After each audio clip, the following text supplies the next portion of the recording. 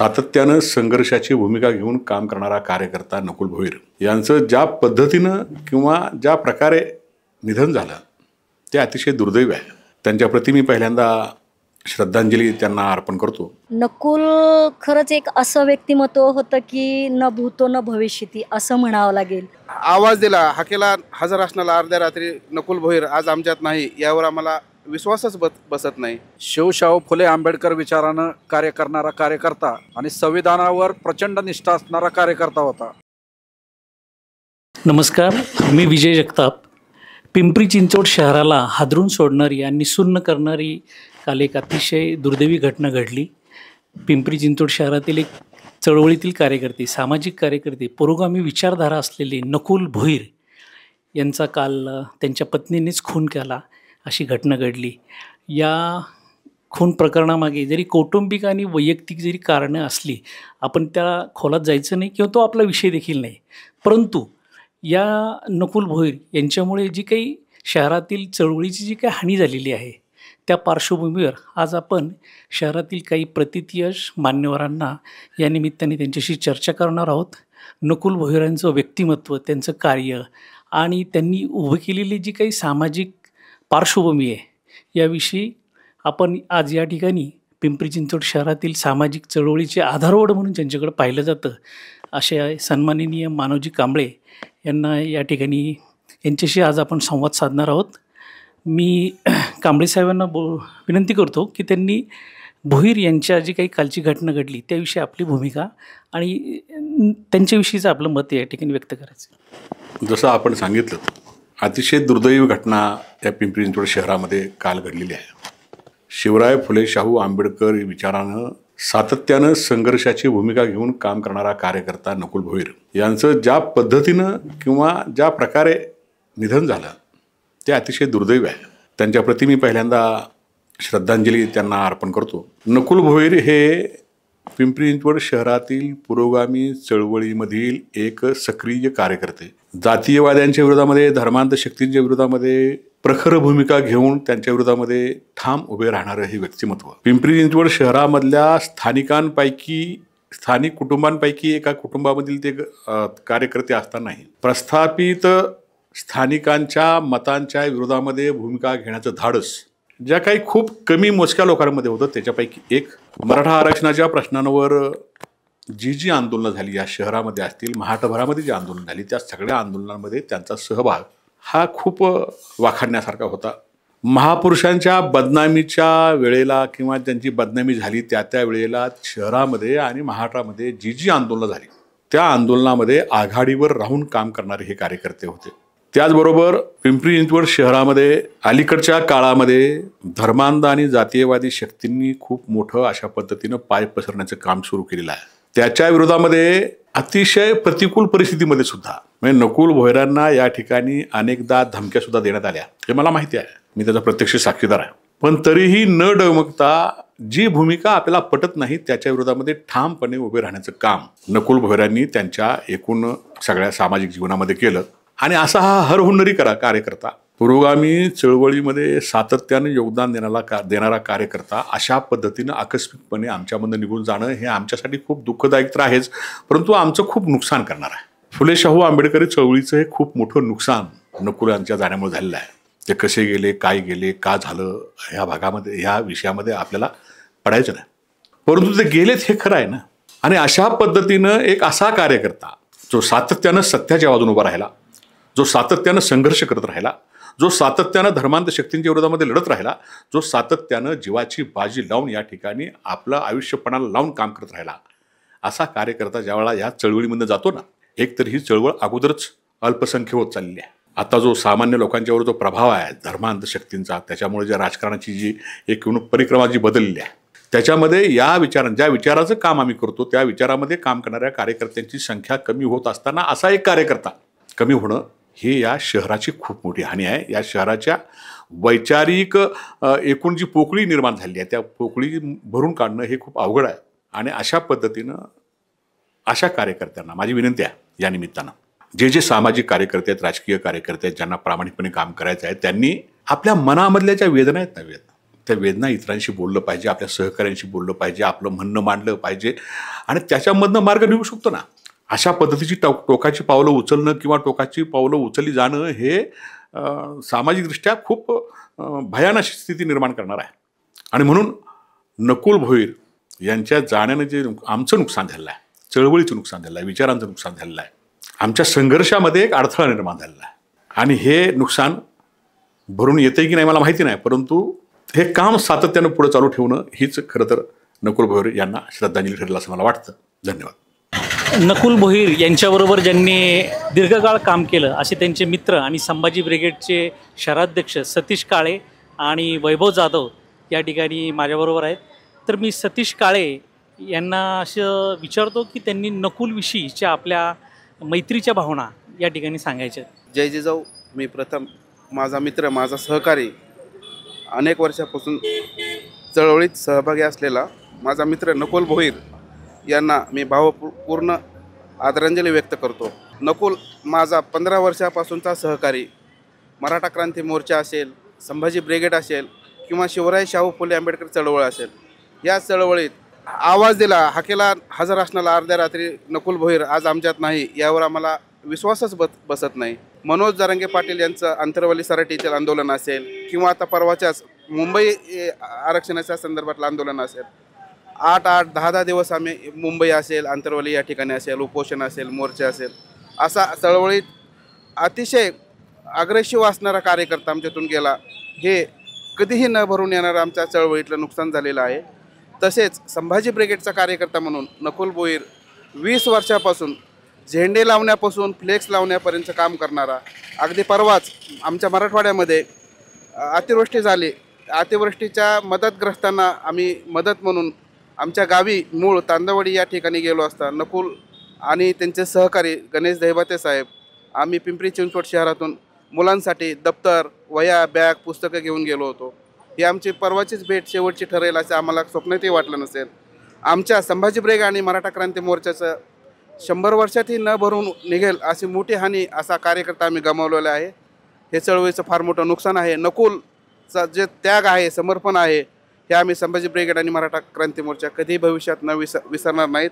आणि नकुलला आम्ही मराठा क्रांती मोर्चा आणि संभाजी ब्रिगेडच्या वतीने भावपूर्ण श्रद्धांजली अर्पण करतो. वैभव जाधव, तुम्ही काय सांगाल नकुलबद्दलच्या आठवणी? नकुल भोईर हा आमच्यासाठी म्हणजे कार्यकर्तापेक्षा मित्र म्हणून खूप जवळचा होता. आज जसं नकुलचं सकाळी 7 वाजता आम्हाला जसं समजलं, आम्ही अक्षरशः म्हणजे अजूनपर्यंत आम्हाला म्हणजे कळतच नाही की आमच्यातून तो निघून गेला आहे. आमचा असा जवळचा एकदम सहकारी गेल्यामुळं इतकं आम्हाला म्हणजे असं हे एकदम हे धक्का बसला की आज नकुलनं चळवळीमध्ये आमच्याबरोबर शहरासाठी म्हणा किंवा समाजासाठी म्हणा इतकी कामं केलीत की त्याची कामं सांगण्यापेक्षा म्हणजे लोकांना माहिती आहेत. पिंपरी चिंचवडचा सार्वजनिक शिवजन्मोत्सव असेल त्याचा पाळणा, त्याचा हा दरवर्षी शिवजयंतीचा पाळणा म्हटलं की नकुल भोईर.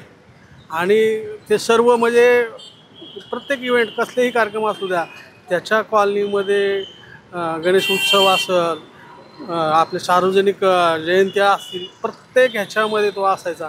एकही आंदोलन नकुल भोईरच्या विना पिंपरी चिंचवडमध्ये झालं नाही. आणि आम्हाला कुठल्याही गोष्टीची कमतरता पडली, एकच ऑप्शन असायचा आमच्या पुढं, नकुल भोईर. नकुल हॉल पाहिजे, नकुलनी बघायचा. नकुल आपल्याला मदत पाहिजे, नकुलनी बघायचं. आता आम्हाला असा प्रश्न पडला की असा माणूस आम्ही आणू कुठं. आणि आता मला अजून एवढं काही आता बोलता येत नाही की आता खूप आठवणी आहेत. तरी मी आपल्या माध्यमातून मी भावपूर्ण श्रद्धांजली वाहतो त्यांना. आज आपल्याबरोबर मराठा सेवा संघाच्या शिक्षक परिषदेचे राष्ट्रीय अध्यक्ष प्रकाश जाधव सर आहेत. नकुल भोईरबरोबर त्यांनी अनेक वर्ष काम केलं आहे. मी सरांना विनंती करतो की नकुलविषयीच्या आपल्या भावना आहेत त्यांनी या ठिकाणी सांगायचे. नकुल भोईर हा शिवशाहू फुले आंबेडकर विचारानं कार्य करणारा कार्यकर्ता आणि संविधानावर प्रचंड निष्ठा असणारा कार्यकर्ता होता. तो साधारण 15-16 वर्षापूर्वी मराठा सेवा संघ परिवारात सामील झाला विविध सभा संमेलनं, आंदोलनं आणि केडर कॅम्पमध्ये त्याचा हिरिरीनं सहभाग असायचा आणि त्याच्या कार्याची दखल घेऊन मराठा सेवा संघ प्रणित वीर भगतसिंह विद्यार्थी परिषदेच्या पिंपरी चिंचवड शहराध्यक्षपदी त्याची निवड केली गेली आणि अशा या कार्यकर्त्यानं झोकून देऊन संघटनेत काम केलं आणि वीर भगतसिंग विद्यार्थी परिषदेचं कार्य चांगल्या प्रकारे पिंपरी चिंचवड शहरामध्ये उभं केलं। या कार्याची दखल घेऊन पुढं नकुल भोईर यांना वीर भगतसिंग विद्यार्थी परिषदेच्या पुणे विभागीय अध्यक्षपदी निवड करण्यात आली।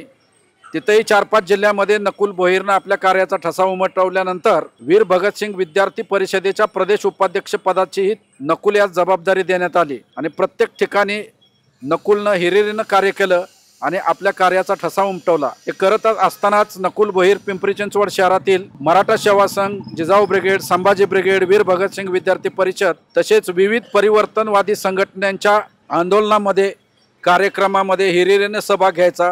तसाच नकुल हा सर्वसामान्यांच्या प्रश्नासाठी सदैव उपस्थित असायचा। कधी 24 तासात कधी फोन केला तरी 5-10 मिनिटात उपलब्ध असणारा हा कार्यकर्ता होता। सर्वसामान्यांच्या अडीअडचणीला धावून जाणारा, अगदी सांगली कोल्हापूरला पूर आला त्यावेळेला आमच्याबरोबर हिरिरीनं मदत गोळा करून वाटपासाठी तो त्या ठिकाणी 2 दिवस उपस्थित झाला होता। तसेच नुकतेच 15 दिवसापूर्वी नकुलनं इतर सहकार्यांच्या मदतीनं मराठवाड्यामध्ये जी आता पूर परिस्थिती निर्माण झाली होती आणि शेतकऱ्यांचं अतोनात नुकसान झालं त्यावेळेला विद्यार्थ्यांसाठी, शेतकऱ्यांसाठी मदत गोळा करून काही कार्यकर्त्यांसह नकुल भोईरही त्या ठिकाणी उपस्थित होता। एका शाळेमध्ये एका गावातल्या जवळजवळ 350 विद्यार्थ्यांना त्या ठिकाणी वह्या आणि दप्तराची मदत करून, शेतकऱ्यांना अन्नधान्य किटची मदत करून हे कार्यकर्ते परत आलेले होते।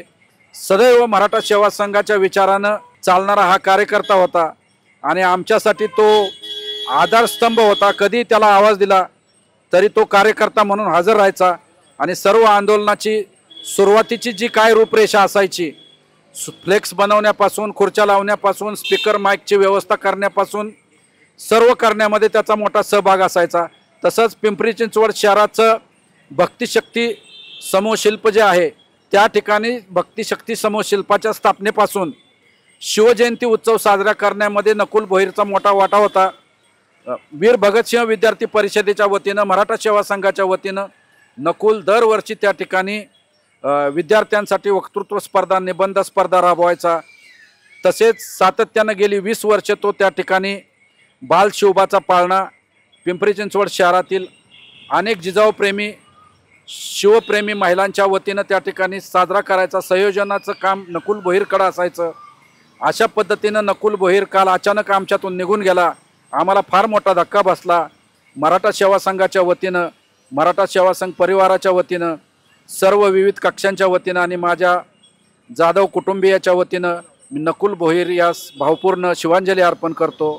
पिंपरी चिंचवड शहरातील ज्येष्ठ सामाजिक कार्यकर्ते, माजी नगरसेवक मारुती भापकर साहेब या ठिकाणी आपल्याबरोबर आहेत। भापकर साहेबांनी अनेक वर्ष नकुलला गेले 20 वर्षापासून ते पाहत आलेले आहेत। नकुलच्या एकूणच सामाजिक कार्याचा, प्रगतीचा संपूर्ण ताळेबंद आलेख मारुती भापकर यांनी पाहिलेला आहे। तर भापकर साहेब, तुम्ही काय सांगताल? नकुलविषयीच्या आपल्या काय भावना आहेत? पिंपरी चिंचवड शहरामधील सामाजिक आणि राजकीय चळवळीमध्ये काम करणारा एक कार्यकर्ता म्हणून नकुल भोईर आणि आम्ही प्रबोधनाच्या चळवळीमध्ये देखील मोठं खांद्याला खांदा लावून काम केलेले आम्ही कार्यकर्ते आहोत। परवा जो काही त्याचा दुर्दैवी अशा प्रकारचा अत्यंत क्लेशदायी, मनाला वेदना देणारा, चटका लावणारा दुर्दैवी त्याचा अंत झाला। खरं तर ही अत्यंत धक्कादायक, वेदनादायी घटना शहरात घडली। नकुलच्या या ठिकाणी या निधनामुळं त्यांच्या कुटुंबियांच्या बाबत आमच्या पहिल्यांदा मी संवेदना व्यक्त करतो, त्याला भावपूर्ण श्रद्धांजली अर्पण करतो। पिंपरी चिंचवड नगरी ही औद्योगिक नगरी आहे।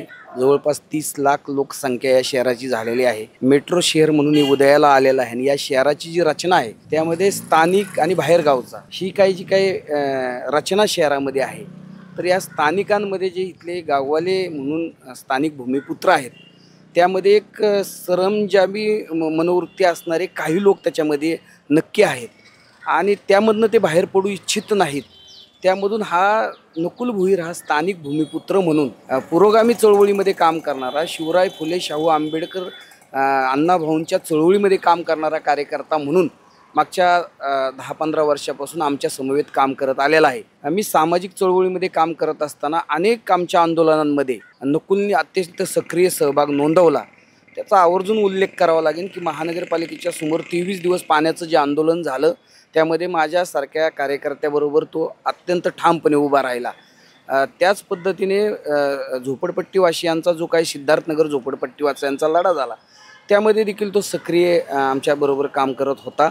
तसेच या शहरामध्ये फुले शाहू आंबेडकर शिवरायांच्या नावाने जी काय आम्ही प्रबोधन व्याख्यानमाला घेतो, मागच्या 20-25 वर्षापासून त्या व्याख्यानमालेचा कार्यक्रम मोहननगर परिसरामध्ये सुरू असताना नकुल त्या ठिकाणी कार्यकर्ता म्हणून येऊन काम करत होता. आणि हे सगळं काम करत असताना स्थानिकांमध्ये काही लोकांमध्ये जी सरंजामी वृत्ती आहे त्यामधून तो आमच्यासारखे बाहेरगावचे लोक आहेत त्यांच्याबरोबर खांद्याला खांदा लावून काम करणारा हा कार्यकर्ता होता. आणि बऱ्याच वेळा स्थानिक आणि बाहेरचे म्हणून अंतर पडत असन या चळवळीमध्ये, त्यावेळी तो महत्त्वाचा दुवा म्हणून त्या ठिकाणी काम करणारा कार्यकर्ता होता. मला आठवते अखिल भारतीय नाट्य संमेलन जे 100वे पिंपरी चिंचवड शहरामध्ये झालं भाऊसाहेब भोईरांच्या नेतृत्वाखाली, त्यामध्ये देखील नकुल भोईरांनी त्या ठिकाणी स्थानिकांचा मोठ्या प्रमाणात सहभाग होता. मात्र आमच्यासारखे जे बाहेरगावचे लोक आहेत त्यामध्ये सहभागी करून त्यांना मान सन्मान देण्याचं काम केलं. तर अशा प्रकारे हा केवळ मराठा क्रांती मोर्चा, संभाजी ब्रिगेड, मराठा सेवा संघ आणि ह्या चळवळीमध्ये तो काम करतच होता. मात्र सामाजिक चळवळीमध्ये देखील अनेक आंदोलनं अशी आहेत की जे म्हणजे अण्णांची आंदोलनं असतील, मेधा पाटकरांची आंदोलनं असतील, या आंदोलनामध्ये देखील मानव कांबळे आणि आम्ही सगळे सहभागी होत असताना तो एक कार्यकर्ता म्हणून सहभागी होत होता.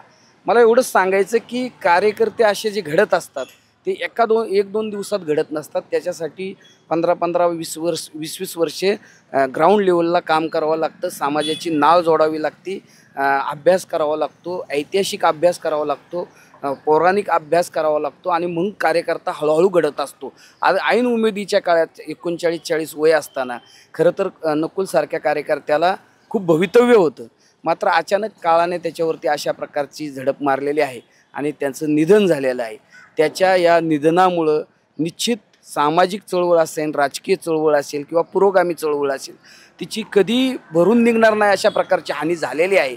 आणि म्हणून अशा प्रकारे त्याचं जाणं निश्चित पिंपरी चिंचवड शहराच्या दृष्टीने, शहराच्या सामाजिक चळवळीच्या दृष्टीने, राजकीय चळवळीच्या दृष्टीने, पुरोगामी चळवळीच्या दृष्टीने कधीही भरून निघणार नाही अशा प्रकारची हानी झालेली आहे. त्यांनी जो संकल्प केला होता त्याचा जो काही संकल्प होता तो पुढं नेणं हीच खऱ्या अर्थानं त्याला श्रद्धांजली ठरणार आहे. नकुल भोईर यांच्या खून प्रकरणाच्या घटनेनंतर ही एक अशी वेगळी घटना आहे की सर्वसाधारणपणे आपण पाहतो की कुटुंबामध्ये पती पत्नीमध्ये वाद होतात, भांडणे होतात आणि जेव्हा ती टोक गाठतं भांडणाची, एक तर पती म्हणजे नवरा हा बायकोला मारत असतो किंवा तिचं मर्डर करत असतो. परंतु ही नेमकी अशी घटना आहे की नकुलच्या पत्नीनेच त्याचा गळा वळून खून केलेला आहे. तर मग ह्या ज्या काही अशा घटना घडतात तर याच्याकडे कायदा आणि कायदा सुव्यवस्था म्हणा किंवा वकील म्हणून याकडे शहरातील प्रतिथयश वकील ॲडव्होकेट लक्ष्मण रानवडे यांना मग आपण या ठिकाणी बोलवलेलं आहे की ते या घटनेकडे कशा अर्थाने बघतात की कुटुंब स्वास्थ्य खरंच हरवलं आहे की काय. नकुल भोईर यांचा जे दुःखद निधन झालं, जे मर्डर झालेलं आहे त्यांचा, याच्यामध्ये एखादी व्यक्ती 2 जणांची भांडणं होतात आणि ते खुनापर्यंत जातं, ही सर्वसाधारण घटना नाही. कुणाचाही जीव घेणं ही सोपी गोष्ट नसते. फार अंतिम टोकाला गेल्यानंतरच ते होत असतं. हा एक भाग. दुसरं, भोईर यांचा हा जो प्रेमविवाह होता, जनरली समाजामध्ये अरेंज मॅरेजमध्ये खुनापर्यंत सहसा घटना जात नाहीत. परंतु अरेंज मॅरेजमध्ये काय होतं की जर दोघांमध्ये वाद निर्माण झाले तर सोडवण्यासाठी दोघांच्याही कुटुंबाचा सहभाग फार मोठ्या प्रमाणात नसतो. कारण का दोन्ही कुटुंब तशी मनाने एकत्र आलेले नसतात आणि या दोघांवरतीही तसा आईवडिलांचा, सासू सासऱ्यांचा दबाव तसा कमी असतो आणि हे सौर भौर वागणं यांचंच वाढलेलं असतं. आणि मग दोघंही एक पत्नी नवऱ्याला नवरा म्हणून समजत नाही तर ती त्याला मित्र समजती आणि नवरासुद्धा तिला पत्नी म्हणून वागवायचा जास्तीत जास्त प्रयत्न करत असतो. तर ह्याच्यातनं यांचे मतभेद वाढत असतात. आता या घटनेकडे पाहिल्यानंतर असं लक्षात येतं की हा जो मर्डर ज्या पद्धतीने झालेला आहे तर एक 5.5 पावणे 6 फूट उंचाचा सुदृढ व्यक्तिमत्व असलेला मुलगा आणि त्याची ती तरुण पत्नी ही गळा आवळून त्याचा खून करती, हाच जरा मोठा संशयाचा भाग वाटतो की तिला एकटीला हे पॉसिबल आहे का. त्याच्यामुळं पोलिसांवरती आता ही जबाबदारी वाढलेली आहे की ह्याच्यामध्ये तिसरी व्यक्ती तर कोण मदत करणारी नव्हती का होती, याचा कसोशीने भाग घेणं गरजेचं आहे. बरं, भोईर हे या गावातील प्रतिष्ठित व्यक्तिमत्व आहे. हे समाजातलं इथलं चिंचवड गावचं एक मोठं प्रतिष्ठित घराणं आहे. तर घराण्याची बदनामी होऊ नये यासाठी सुद्धा सामाजिक दबाव पोलिसांवरती येऊ शकतो. परंतु पोलिसांनी या सर्व गोष्टीचा दबाव न मानता ह्या खुनाच्या घटनेच्या शेवटपर्यंत आणि कसोशीने प्रयत्न करणं लय गरजेचं आहे असं मला या प्रकरणात वाटतं. आपल्याबरोबर जिजाऊ ब्रिगेडच्या सुनीताताई शिंदे ज्या पुणे विभागीय अध्यक्ष आहेत, त्या देखील नकुलला अतिशय जवळून ओळखतात.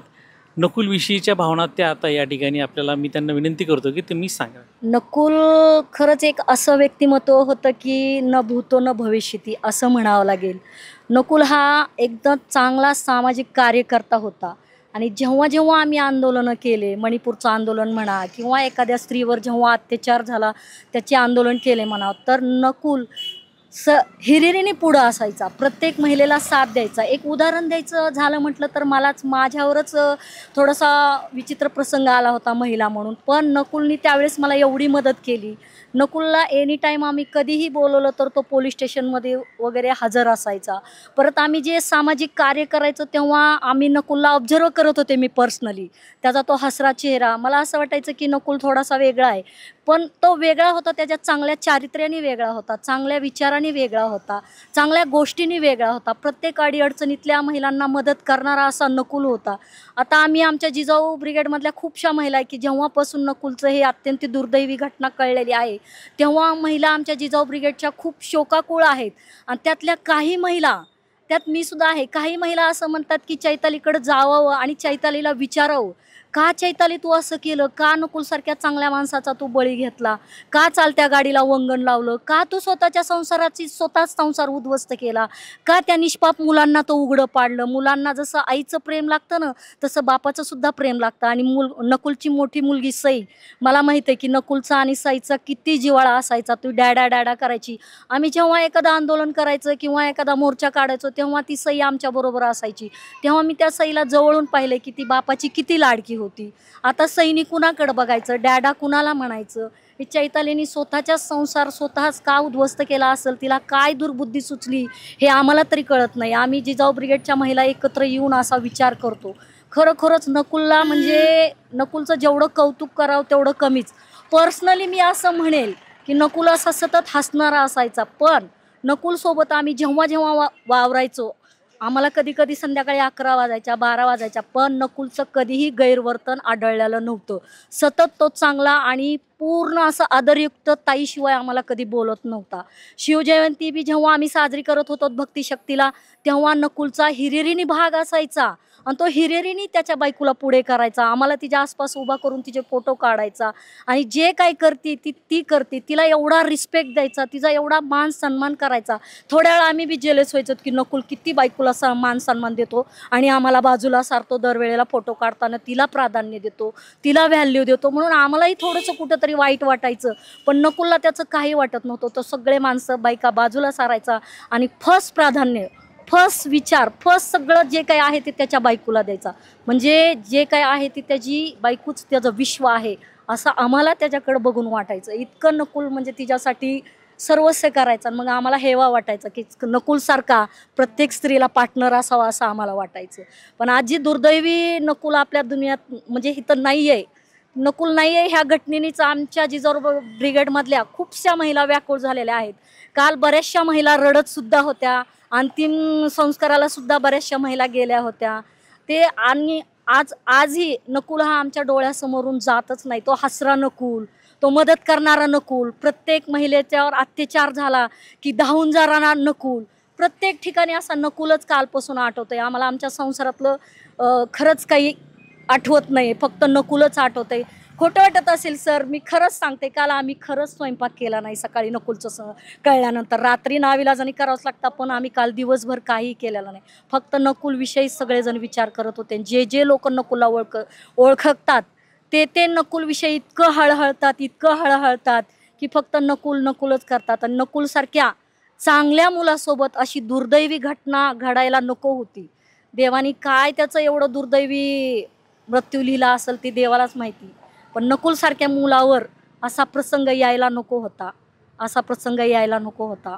एवढं बोलून मी जिजाऊ ब्रिगेडतर्फे आणि जिजाऊ ब्रिगेडच्या सर्व महिलांतर्फे नकुलला भावपूर्ण श्रद्धांजली वाहते आणि त्याच्या आत्म्यास शांती लाभो हीच प्रार्थना करते. जय जिजाऊ, जय शिवराय. धन्यवाद सुनीताताई.